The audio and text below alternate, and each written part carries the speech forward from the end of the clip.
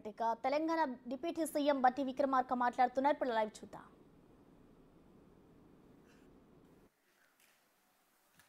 మొట్టమొదటిసారి 10వ commercial auction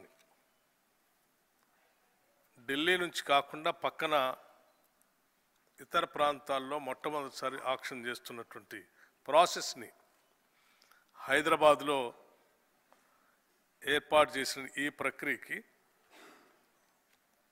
Telangana రాష్ట్ర దీన్ని తెలంగాణ రాష్ట్ర ప్రయోజనాల కోసం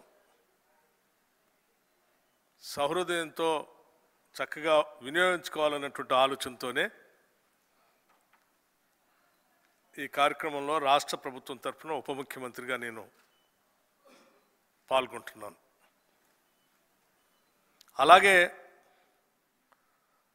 భారతదేశ చరిత్రలోనే తొలిసారిగా మన తెలంగాణ ప్రాంతం నుండి కేంద్ర బొగ్గు శాఖ మంత్రిగా గౌరవనీయులు శ్రీ కిషన్ రెడ్డి గారు బాధ్యతలు స్వీకరించడం కూడా మనందరికీ ఎంతో సంతోషకరం. ఈ సందర్భంగా మన రాష్ట్రానికి అధికార హోదాలో ఇచ్చేసిన వారికి 50 మంది తెలంగాణ ప్రజల తరఫున అభినందనలు, శుభాకాంక్షలు కూడా తెలియజేస్తా ఉన్నాం. Wish you all the best. సహృదయులు, స్నేహశీలి గౌరవ కేంద్ర మంత్రివర్యులు తెలంగాణ బిడ్డ శ్రీ కిషన్ రెడ్డి గారికి ఇక్కడ పరిస్థితులు పూర్తిగా తెలుసు. అలాగే వారు సీనియర్ శాసనసభ్యులుగా ఆనాటి ఉమ్మడి ఆంధ్రప్రదేశ్లో కూడా మా అందరికీ సీనియర్ కలీగ్గా చట్టసభల్లో అత్యంత స్నేహశీలంగా అందరితో చట్టసభల గౌరవాన్ని పెంపొందించే విధంగా వారి ఉపన్యాసాలన్నీ కూడా ఇప్పటికి కూడా మాకు గుర్తు. 29వ రాష్ట్రంగా ఏర్పడిన మన తెలంగాణ రాష్ట్రం అభివృద్ధిలో ముందుకు పోవాలంటే ఇక్కడ తగినంత విద్యుత్, దానికి సరిపడా బొగ్గు అవసరం ఎంతో ఉందని వారికి తెలియంది కాదు. సింగరేణి సంస్థ మన తెలంగాణ రాష్ట్రానికి ఆయు పట్టు లాంటిది. సింగరేణి మన తెలంగాణ రాష్ట్ర కొంగు బంగారం. సింగరేణి అంటేనే ఉద్యోగాల గని అని కూడా పేరు ఉంది. సింగరేణి సంస్థ ఉత్పత్తి చేస్తున్న బొగ్గుతోనే మన రాష్ట్రంలో ఉన్న అన్ని థర్మల్ విద్యుత్ కేంద్రాలు, అలాగే మన పక్కన ఉన్న ఇతర రాష్ట్రాల విద్యుత్ కేంద్రాలు కూడా నడుస్తూ ఉన్నాయి. గతం కంటే ఇప్పుడు సింగరేణి సంస్థ మరింత ఎక్కువ బొగ్గును తీసి రాష్ట్ర అభివృద్ధికి, అలాగే దేశ బొగ్గు స్వయం సమృద్ధికి కూడా పాటుపడాల్సిన అవసరం ఎంతైనా ఉందని మేమంతా నమ్ముతూ ఉన్నాం. ఇది సాధ్యం కావాలంటే 135 సంవత్సరాల అపారమైన అనుభవం, ప్రతిభా పాఠవాలు ఉన్న సింగరేణి సంస్థకి కొత్త గనులు కేటాయించవలసిన అవసరం మన ప్రభుత్వాలపైన చాలా బాధ్యతగా ఉందని నమ్ముతూ ఉన్నాం. ఎంఎండిఆర్ యాక్ట్ సవరణ జరగకంటే ముందు, అంటే 2015కు పూర్వం ఈ ప్రాంతంలోని బొగ్గు నిల్వలపైన సింగరేణి సంస్థకే పూర్తిగా అధికారం ఉండేది. కేంద్ర ప్రభుత్వం, రాష్ట్ర ప్రభుత్వం సింగరేణి కాలరీస్ కంపెనీ లిమిటెడ్ మధ్య జరిగిన త్రైపాక్షిక ఒప్పందం ప్రకారం బొగ్గు వనరుల అన్వేషణ, కొత్త గనులకు రూపకల్పన, కొత్త గనుల ప్రారంభం అంతా కూడా సింగరేణి ద్వారానే జరుగుతుండేది. త్రైపాక్షిక ఒప్పందం ప్రకారం గోదావరి ప్రాణహిత లోయ ప్రాంతంలో సింగరేణికి 600 చదరపు కిలోమీటర్ల విస్తీర్ణంలో 44 మైనింగ్ లీజులు ఇవ్వబడి ఉన్నాయి. వీటిలో 80 చదరపు కిలోమీటర్ల విస్తీర్ణంలో 3008 మిలియన్ టన్నుల బొగ్గును వెలికి తీసే అవకాశం ఇవ్వబడింది. ఇప్పటి వరకు దీనిలో సగం అంటే 1585 మిలియన్ టన్నుల బొగ్గు మాత్రమే తీయటం జరిగింది. ఇంకా 1422 మిలియన్ టన్నుల బొగ్గు తీయటానికి అవకాశం ఉంది. అపార అనుభవం గల సింగరేణి సంస్థ ఈ బొగ్గును వెలుగు తీయటానికి సిద్ధంగా ఉంది. కానీ 2015లో సవరించబడిన ఎంఎండిఆర్ చట్ట ప్రకారం ఇప్పుడు గోదావరి ప్రాణహిత ప్రాంతంలో తనకు ఉండిన లీజు హక్కును సింగరేణి కోల్పోవాల్సి వచ్చింది. ఇప్పుడు ఈ ప్రాంతంపై తనకున్న హక్కులను సింగరేణి సంస్థ కోల్పోయింది. ఏ కొత్త గని తవ్వాలన్నా సరే గతంలో మాదిరిగా కాకుండా ఎంఎండిఆర్ చట్ట ప్రకారం బ్లాకులను పొందాల్సిన పరిస్థితి ఏర్పడింది. అయితే ఒక వెసులుబాటు ఏమిటంటే చట్టంలోని 17A(2) సెక్షన్ ప్రకారం కేంద్ర ప్రభుత్వం వారు రిజర్వేషన్ అనే పద్ధతిలో సింగరేణి సంస్థకి కొత్త గనులు కేటాయించే అవకాశం ఉంది. ఈ సెక్షన్ ప్రకారంగా తమకు 4వ అతి ముఖ్యమైన బొగ్గు బ్లాకులు కేటాయించాలని సింగరేణి కేంద్ర బొగ్గు మంత్రిత్వ శాఖను కోరింది. వాటిలో Sathupalli block 3, Koyagudem block 3, Sravanapalli block, PKOC deep side బ్లాక్లు ఉన్నాయి. ఈ బ్లాకుల్లో ఇప్పటికే సర్వే పూర్తయింది. ఈ బ్లాకులను ఆనుకొని పాత గనులు సింగరేణికి సంబంధించి నడుస్తూ ఉన్నాయి. ఈ గనులకు సంబంధించిన సిహెచ్పిలు, రోడ్డు మార్గాలు, కార్యాలయాలు అన్నీ కూడా అందుబాటులో ఉన్నాయి. ఈ బ్లాకులు కేటాయిస్తే ఎక్కువ ఖర్చు, కష్టం లేకుండా అందుబాటులో ఉన్న ఇన్ఫ్రాస్ట్రక్చర్ను వినియోగించి వెంటనే బొగ్గు ఉత్పత్తి చేసే కార్యక్రమం ప్రారంభించే అవకాశం సింగరేణికి ఉంది. కానీ అలా చేయకుండా ఈ 4 బొగ్గు బ్లాకులను వేలంపాట మార్గం ద్వారా విక్రయించాలని నిర్ణయించడం జరిగింది. ఇది చాలా బాధాకరం. ఒక ప్రభుత్వ సంస్థకు మన ప్రభుత్వాలు సహకరించకపోవటం విచారకరం. ఇది ఇలా ఉంటే వేలంపాట నిర్వహించినప్పుడు దీనిలో పాల్గొని అయినా సరే ఇక్కడ ఉన్న బొగ్గు బ్లాకులు దక్కించుకోవాల్సిన అవసరం ఉండగా గత ప్రభుత్వం అనాలోచితంగా సింగరేణి సంస్థను ఈ వేలంపాటలో పాల్గొనకుండా చేసింది. ఫలితంగా వీటిలో సత్తుపల్లి బ్లాక్ 3ని అవంతిక ప్రైవేట్ లిమిటెడ్ వారు, కోయగూడెం బ్లాక్ 3ని ఆరో మైనింగ్ ప్రైవేట్ లిమిటెడ్ వారు పొందారు. తద్వారా సింగరేణి ప్రభుత్వ రంగ సంస్థకు కాకుండా ప్రైవేటు వ్యక్తుల చేతులకి బ్లాకులు పోయినాయి. సింగరేణి ప్రాంతంలోని ఇతర బ్లాకులు కూడా ఈ విధంగా వేలంపాట పద్ధతిలో కేటాయించాలని కేంద్ర బొగ్గు శాఖ వారు నిర్ణయించారు. ఇది బాధాకరంగా మీ దృష్టికి తీసుకొస్తున్నాను. సింగరేణి సంస్థ అనేది కేంద్ర రాష్ట్ర ప్రభుత్వాలు ఉమ్మడి సంస్థ. ఇది మన ప్రభుత్వ సంస్థ. ఈ సంస్థ మన రాష్ట్రానికే కాకుండా ఇతర రాష్ట్రాలకు కూడా బొగ్గు అందిస్తూ ఉంది. అలాగే దేశంలో బొగ్గు రంగంలో పనిచేస్తున్న అతి కొద్ది ప్రభుత్వ రంగ సంస్థల్లో సింగరేణి ప్రముఖమైంది. దీన్ని కాపాడుకోవటం మనందరి సమష్టి బాధ్యత. కాబట్టి ఇందుకోసం ప్రభుత్వ సంస్థలు కొత్త చట్టంలోని 117A(2) ప్రకారం రిజర్వేషన్ ప్రక్రియ ద్వారా బొగ్గు బ్లాకులను కేటాయించే అవకాశం ఉండగా దాన్ని పక్కన పెట్టి వేలంలో పాటలో పెట్టి ప్రైవేటు వారికి అవకాశం కలిగించడం అంటే ప్రభుత్వ రంగ సంస్థను కుదేలు చేయటమేనని భావిస్తున్నాం. ఇది ఏమాత్రం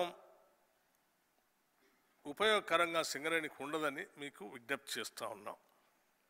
సుదీర్ఘ చరిత్ర ఉన్న సింగరేణి సంస్థ ఇప్పుడు 39 బొగ్గు గనులతో నడుస్తున్నప్పటికీ కొత్త గనులు కేటాయింపు లేకపోతే ప్రస్తుతం ఉన్న గనులు క్రమంగా తగ్గిపోవటం జరుగుతుంది.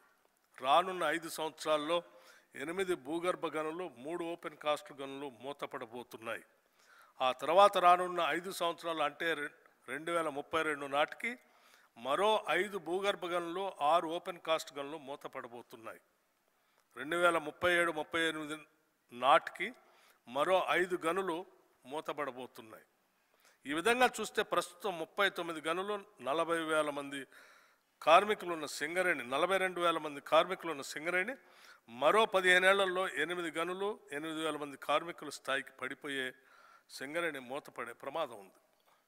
తెలంగాణ ప్రాంత మంత్రులుగా, తెలంగాణ ప్రాంత నాయకులుగా ఇటువంటి పరిణామాన్ని మనం ఊహించలేము, కోరుకోవద్దని కూడా కోరుతున్నాం.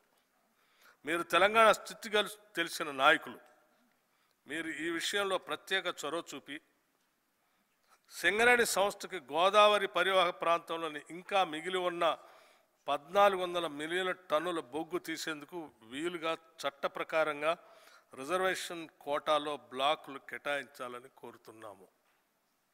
ఈ విషయంలో మీరు గౌరవనీయులైన ప్రధానమంత్రి శ్రీ నరేంద్ర మోడీ గారితో కూడా మాట్లాడాలని, వారిని ఒప్పించాలని ప్రత్యేకంగా విజ్ఞప్తి చేస్తున్నాం.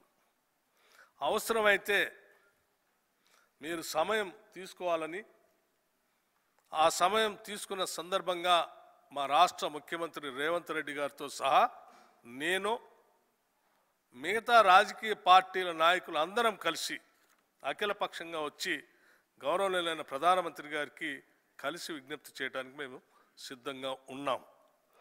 ఈ విషయంలో మీరు ప్రత్యేక చొరవ చూపాలని, ఈ ప్రాంత బిడ్డగా మీరు తెలంగాణకి సింగరేణి చేస్తారని ఆశిస్తున్నాను. కొత్తగా ఏర్పడిన మన రాష్ట్రం అన్ని రంగాల్లో అభివృద్ధిలోకి దూసుకుపోతున్న నేపథ్యంలో విద్యుత్ వినియోగం బాగా పెరిగిపోతూ ఉంది.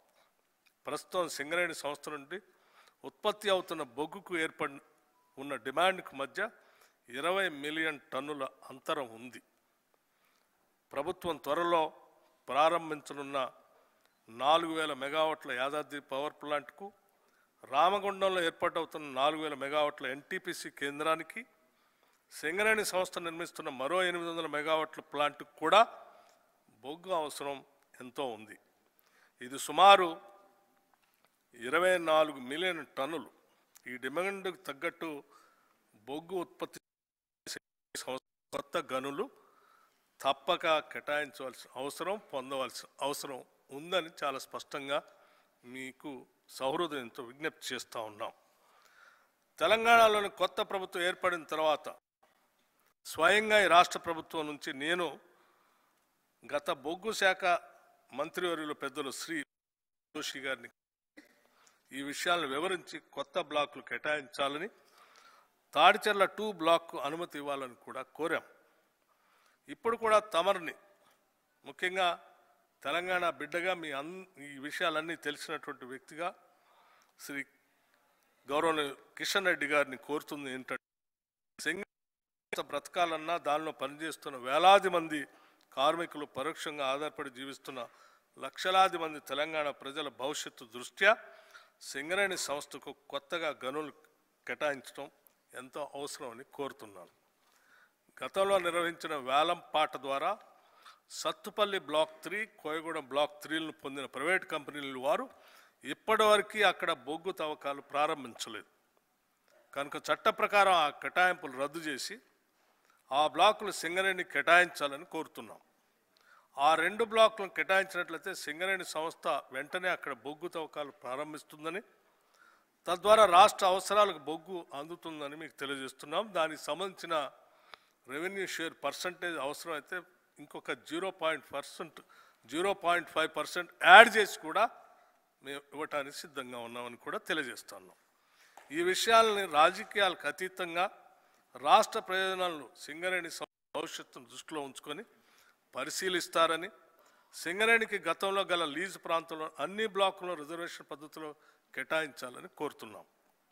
15 సంవత్సరాలు చరిత్ర కలిగి దేశంలోని తొలి ప్రభుత్వ రంగ బొగ్గు సంస్థగా కీర్తి గడించిన సింగరేణి ప్రస్తుతం బొగ్గు బ్లాకుల వేలం ప్రక్రియ వల్ల అత్యంత క్లిష్ట స్థితిలో ఉంది. ఇలాంటి క్లిష్ట పరిస్థితుల్లో దేశ బొగ్గు శాఖ మంత్రిగా తెలంగాణ ప్రాంతానికి చెందిన మీరు బాధ్యతలు చేపట్టడం వల్ల సింగరేణి ఉజ్వల భవిష్యత్తుపై మళ్ళీ ఆశలు చిగురించాయి. సింగరేణి పూర్వ వైభవం కోసం మీ వంతుగా బొగ్గు బ్లాకులు దక్కేలా చూడాలని, అవసరమైతే మైనింగ్లో సుదీర్ఘ అనుభవం ఉన్న సింగరేణిని కాపాడేందుకు చట్టంలో సవరణలు చేపట్టాలని, ఈ ప్రాంత ప్రజలు, కార్మికుల జీవితాల్లో కొత్త ఉషోదయం నింపుతారని ఆకాంక్షిస్తూ ముగిస్తా ఉన్నాను. జై సింగరేణి, జై తెలంగాణ, జై Hind. Thank you so much, sir. Thank you. Thank you. Okay, well, all right, ladies and gentlemen, now here is the moment you all have been waiting for the official launch of 10th round of commercial coal mine auctions. Ladies and gentlemen, I would like to request our Chief Guest, Honorable Minister of Coal and Mines, Shri G. Kishan Reddy Garu, to please launch the 10th round of commercial coal auctions. Everyone, let's get ready for this one. Ma'am 1 second excuse me. నేను రాష్ట్ర ప్రభుత్వం తరఫు నుంచి గౌరవ కేంద్ర మంత్రి గారికి ఒక రిప్రజెంటేషన్ కూడా ఇవ్వదలుచుకున్నాను. దయచేసి దాన్ని స్వీకరించవలసిందిగా వారిని కోరుతా ఉన్నాను.